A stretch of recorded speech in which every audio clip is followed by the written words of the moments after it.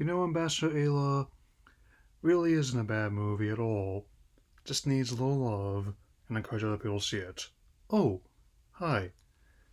Now that I've seen my introspective, humorous existential whole animated film about how loneliness in space, here is once again your vaguely scheduled whole dose of dumb.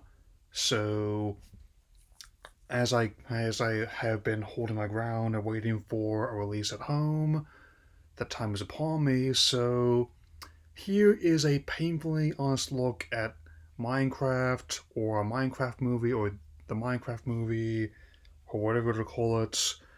And it's certainly, at the very least in my book, a $150 million disaster piece. Before I get into the movie itself, I thought I would also go from like a broad history as well as like a more personal history regarding the game and my relation to it. It was another one that my late brother introduced me towards, and it's definitely one that encourages creativity and finding any creative solutions to unique problems. And I especially like just building stuff in the creative modes where I don't have to worry about creepers wrecking out my stuff. And naturally, since it's available on every PC, mobile device, and console that can run it, it definitely by design got the game in front of lots of people. So much like Mario, Sonic, and Pokemon, it is very much a game that has multiple generations of fans. So, but for all intents and purposes, the story in the screen starts in 2014, where two very important things happened. The first is that the current management of Warner's got the screen rights to the game, and even more so is right after the success of the Lego movie, which managed to beat the odds in grossing $400 million worldwide, on a $60 million budget, and well north of $400 million worldwide, spawning a direct sequel as well as two spin-offs, one centered around Batman, the other centered on Ninjago, and naturally, a Lord and Miller were among the first choices to write and direct the film. And saw multiple directors and writers who pitched actually relatively faithful adaptations of the game's world, albeit with a lot of tongue-in-cheek humor for other audiences. Lord and Miller's pitch did not get made, as you can imagine, though given the success and acclaim of the Spider-Verse films, as well as having like a actually pretty decent, if short-lived revival Clone High, I don't think was too much of a loss for them. There was also a similar pitch along the same lines by Rob McElhenney, best known for Always Sunny in Philadelphia, uh, who was also a big fan of the game, but also his version was also passed on. Then there was Sean Levy's his pitch right before he made the $1 billion Deadpool and Wolverine, as well as his Free Guy, a movie with a lot of similar themes about identity and discovering oneself in a game world. But that's definitely a sign that they kept rotating, hitting directors and screenwriters in and out. And that's even before getting into how the pandemic and the strikes caused further delays. Puts into proper context, when I went to go see The Batman in 2022, take all the time you need with your sequel, Matthew, who it's turns out that there are people who dismayed they couldn't see the movie as I hoped. Eventually, a Jared Hesapol Dynamite fame, was given the job alongside a new team of 5 writers, who where I think maybe it was just got to the point where the people in charge of the news unit Warner said, "Look, if you try not to complain too much, we'll give you the money of filling your prep project if you do this one for us." And he said, "Okay." That's dramatization, of course. So now with the long staggered production history out of the way, Hey, I think I will actually lead off by talking about some of the positive things in this movie, as I sometimes do for divisive films, because there actually are quite a few of them. A lot more than I expect, to be honest. Though I admittedly feared the worst first when and Jack Black was cast as Steve, I personally would have gone with Patton Oswalt, who voiced is the male Jesse Avatar Minecraft story mode, and he was functionally a substitute for him. But all things considered, he actually does make a lot of efforts into helping carry this movie on his medically broad shoulders. The way he reads his lines, it definitely has like somewhere between the enthusiasm when he's doing stuff for his video game channel, Zelensky Games, and also, like whenever Doug DeMuro talks about the quirks and features of a car, as if to say, "Hey, hey, this is my house. This is a crafting table. This is a 2015 Tesla Model S." So I couldn't resist. Likewise, I was skeptical of Jason Momoa as supporting character of Garrett, the Guardsman Garrison, former her 80s esports champion turned jaded washout whose business is going under, which I mean is kind of silly given how even people younger than me are paying top dollar for retro games these days, and so a place will be packed even if you didn't go on this quest. Personally, a especially with some behind the scenes drama where he had trouble getting along with some of the other cast members, especially some of the viral stars were cameoing. But his definitely reads all the signs of quite a bit of gusto he would bring to his other roles, and in a weird way, the way he's listening to all this 80s power metal does give me a weird bit of confidence in him being Lobo in the DCU. So, in a way, hey, I will admit this, it does muddy the waters demographic a bit, since, but whether or not they're talking kids, older fans, or people who are just fans of the game in general, I mean, we'll say this. Your average normie moviegoer probably wouldn't understand why you would need a femur bone to tame a wolf, and your average Minecraft fan would only get so much out of Jason Momoa singing "I Remember You" by Skid Row when and his Pontiac Firebird heard popped his radiator.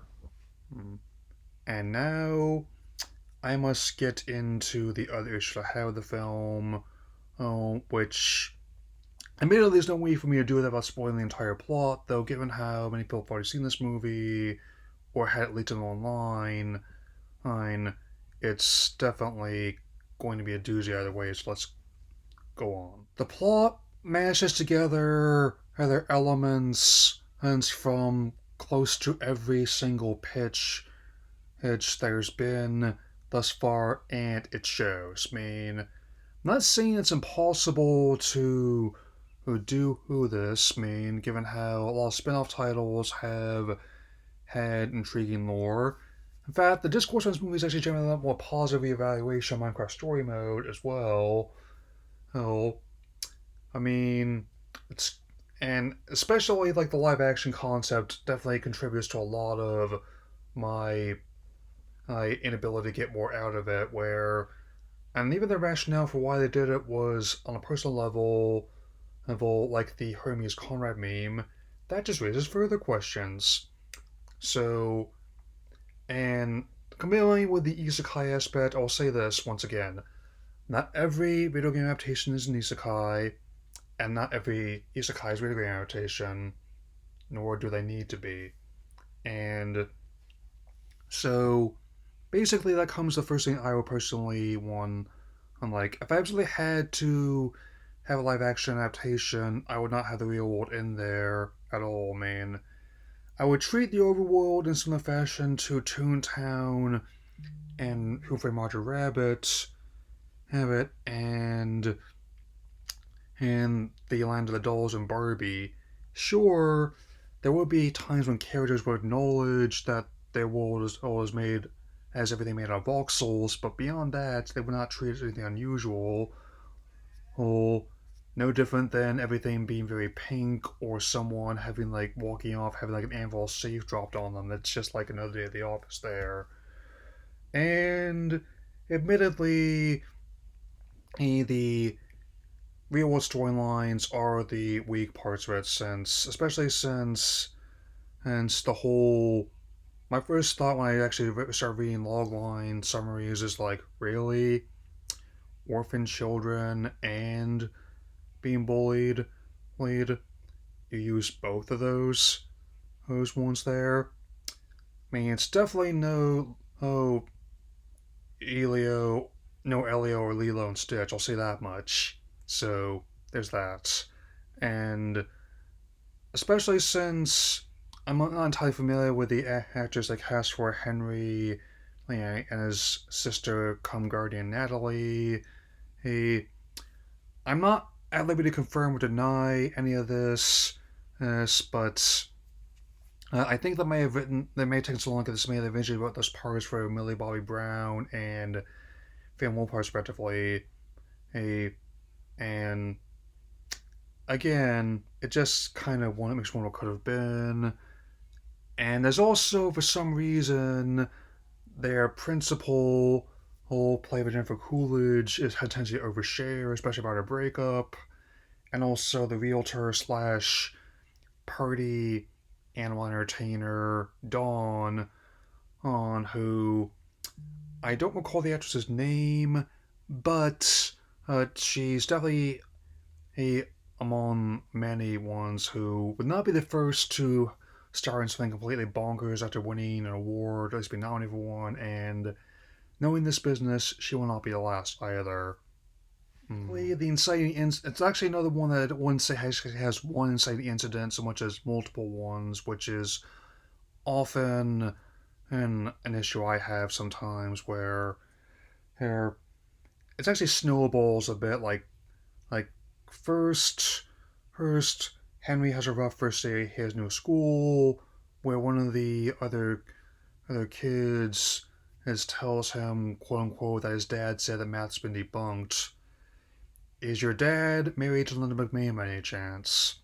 Hence, then when the experiment slash art project gone wrong, he ends up accidentally wrecking the business.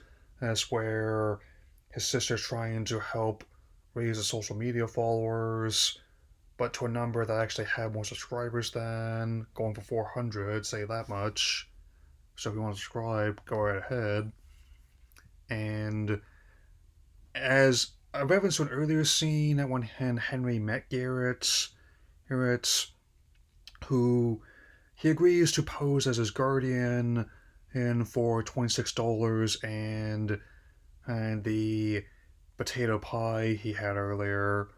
So in case you can imagine, Garrison is like our kind of like our Batman for this one, on where so thinks everybody's stoked on him, but everyone's just saying to themselves silently, "Cool story, bro." And it's because of a mysterious this orb, which is kind of like they're calling it a tesseract that brings them into the overworld. And I will say this: the practical parts of the sets look fine. I'm even I'm the CGI parts, however, leave a lot to be desired, especially with the mobs where they tried to fix what wasn't broken, especially with like the very unintended horrifying sheep, as well as like the llama, kind of like the one I have here in this premium, as well as the thumbnail I chose this video. I mean, especially since they wanted to, quote unquote, avoid another silent situation. Yeah, that did not age well. And our villain, Malgosha, voiced by Rachel House, is honestly another a strike against this film. Like how it's not like that the games had a lack of villains you could pull from. It's just that the way like her plan to use like the orb to transform the entire overworld and potentially others into the Nether, her has been done before and done better. Likewise, her motivation of wanting to obliterate creativity from the overworld, coming from being humiliated in a dance contest, to me at least, is meant to be taken and directly, even though to me it plays like the joke backstory we that the other doof gave in the Fears for Second Dimension movie about his missing train. Whereas upon the real doof starts immediately trauma dumping response about his awful upbringing, hitting back in Drusselstein, up to and including his parents not being there for his date of birth somehow. There's also, of course, the abnormal day and night cycles, holes they had to deal with, as well as the other mobs, and the creeper redesign was also among the ones that didn't go over so well, mainly because it looked like it was covered in astroturf, and even when they explode, they don't really have the same menacing impact they do when they usually come out since that's where. In fact, I did at least crack a joke at saying that's a nice outfit there, Garrison. Be a shame something happened to it. Hmm. Admittedly, the story is not all bad, and I'll also bring up a few other positives once Steve joins the rest of the cast, fighting off some zombies that ambush them before day breaks, and gearing up at the village, where there's actually an Easter egg for the late YouTuber Technoblade, aid with like one of the pigs wearing his crown. I think if he were around, he'd immediately like that. I'll say that much. I mean, I cannot claim to speak for people who are no longer with us, but still. Oh, and even though the movie is a tonal and structural mess, it's a kind of a fun mess. I mean, like some people say this movie is much better than Borderlands. Others say, hey, it's slightly worse, or at least about as bad. I'd say it has a similar issue, where you take a game which is mainly driven by player input and choice and its openness, meaning where no two people will engage with it in the same way. Hey, into like a very fixed story with a much more linear narrative. Of, and of course, once the piglins attack the village, they end up separating, hitting for another chunk of the film, and they're all forced to have their own ways. Which of course leads to like the wingsuit sequence when they're evading some guests. So and I noticed that other people point this out, but there's basically, and I'm going to be using Poe and Finn here as kind of like a visual aid. They're basically at one point and actually doing this when I'm trying to fit for a crevasse.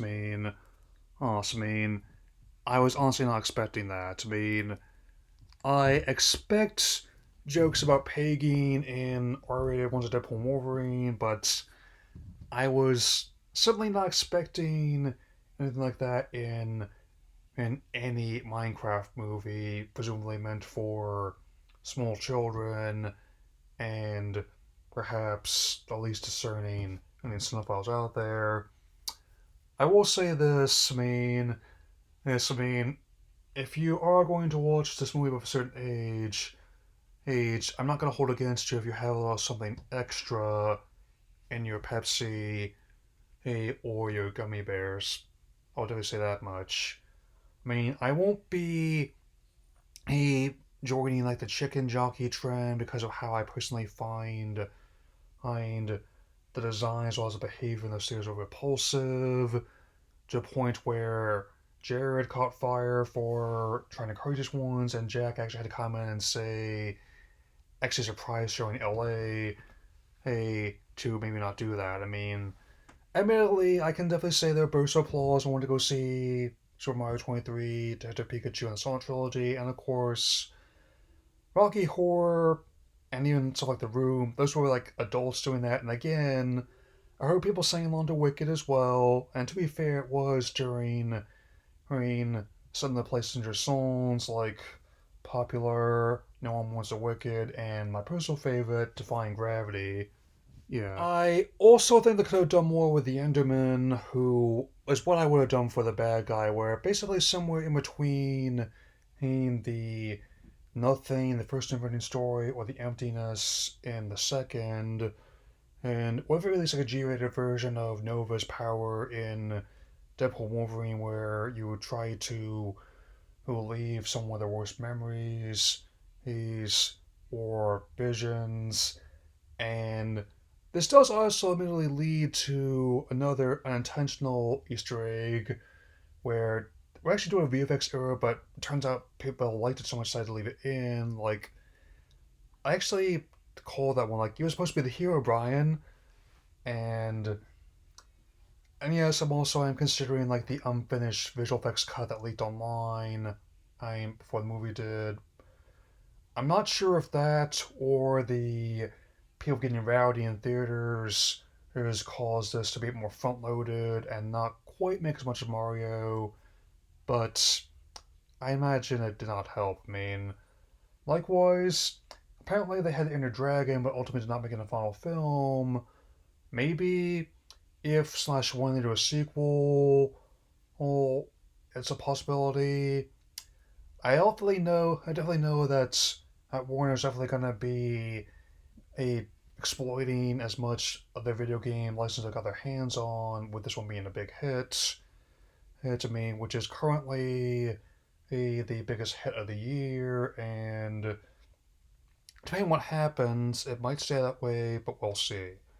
And I also do not mind like the other games that were in Garrett's place, some clean cabinets of Joust and Defender, or posters for my dad's favorite, Spy Hunter, and I also could have sworn I saw ones for ones I really enjoy in there as well. I mean, but still, it's definitely all over the place. There are times where like the emotional moments don't really work, but given how it doesn't really feel like there's much of an arc. I mean, like for especially not for Natalie and Dawn, who I could definitely say they did not pass Bechdel or the Mako Mori test, where they're, they didn't really have much of arcs at and even the conversations and weren't really that much beyond. Like we need to get out of here and we need to get a boat to the mansion. I mean, admittedly, when they do come back from the overworld, their lives will improve somewhat. To mean having more fulfilling lives than their once had. And the most bizarre thing where one of the villagers comes in because they left the door open and gets clipped by Jennifer Coolidge's Jeep Grand Cherokee. He, I posted for the Wrangler myself, but and then not only does she is she not horrified by the villager, she actually takes as a rebound to wine and dine. No, I am not making that up. Mm. The film even ends with a stinger which actually sets up Alex, the other major avatar from the games, and admittedly, if I was casting her, my first choice would probably be Jodie Comer. I mean, it's something like a mental choice, but I definitely think she has the range to play that, at the very least. And again, and I'm trying to remember who who voiced a female Jesse Avatar in story mode, but I know that she was easily she was quite familiar as I was voice actress if I recall correctly. So yeah, as you can imagine, by the time I've spent talking about this movie, it is very much the mess I anticipated and more. I mean, I mentioned this before, but I'll mention it again. You give me a choice of a bad movie that's boring and a bad movie that's a white hot trash fire, I always choose the latter. That's to me what separates, say, like some of the Michael Bay Transformers films from something like, say, a live action Smurfs films. I mean, what separates it's The Room from a movie like United Passions. What separates it's a movie the say a like Morbius, Man and Weber Craven, and from the 24 Crow remake, or at least some of the TV sequels. I mean, it's especially common in the video game adaptation sphere, especially a when in earlier works like with Super Mario Bros. 93, or in my case, Street Fighter 94. I could imagine getting some of the ironic cult following of that, and in many ways kind of already has, which I would say that Jack Black shouting chicken jockey is gonna be remembered like the same way in another 30 odd years as as JCVD he telling as Guile telling Bison, there's a collection agency, your ass 6 months overdue, and it's mine. Which, to be fair, is no. Even that one to me is no worse than other similar action films he did, such as Time Cop, Kickboxing, and personal favorite, Bloodsport. Hurts. And it's definitely a tricky picture to master, and shockingly, it's not even the only Minecraft adaptation we're going to be getting this year. Here, like with like Netflix is doing the animated adaptation, which is the Universal Universe of the games, and I think based on how a lot of their work has been, and actually quite enjoyable when they do those kind of adaptations. I mean, like I love Cyberpunk Edge Runners, and I've also heard good things about Arcane, so even so doesn't play League of Legends, and I keep hearing things like good game, exhausting fan base, but still, it's quite a ride. Bottom line, I never really got the vibe, unless on a personal level, that a Minecraft movie was ever going to be good based on the choice they're making. But in terms of being an absolute bonkers disaster, it is exactly the kind of white hot trash fire studio excess I live for. It's like if you're gonna be bad, be spectacularly bad. Is what I'm saying. So much so that it wraps around to being entertaining, just to make some popcorn, crack open a drink, and watch the fire burn. And not just the ones that they're setting off with the dynamite in the mines either. I will say that I will keep an eye on the the adaptation coming to Netflix that's actually going to be animated. But in the meantime, if you're looking for a good Minecraft adaptation, and I would say check out the Adventure Time Diamonds and Lemons special. Where that one also I think also did a much better job, much smaller package. Personally, may not be on a available stream for free currently, but it's available for purchase or rental on Apple TV and Amazon Prime Video. Especially like the whole little part where Finn knows how to deal with the Underman, and by looking down his shoes, averting his eyes, and the Ice King make mistaken things and stare it down. I mean, big mistake there. That'll be all for now, and I will see you all again after I have my dental work done, and I also have plenty of stuff ready for you to enjoy, including my spoiler review tomorrow of Sonic the Hedgehog 3. So, take care, everyone. Hmm.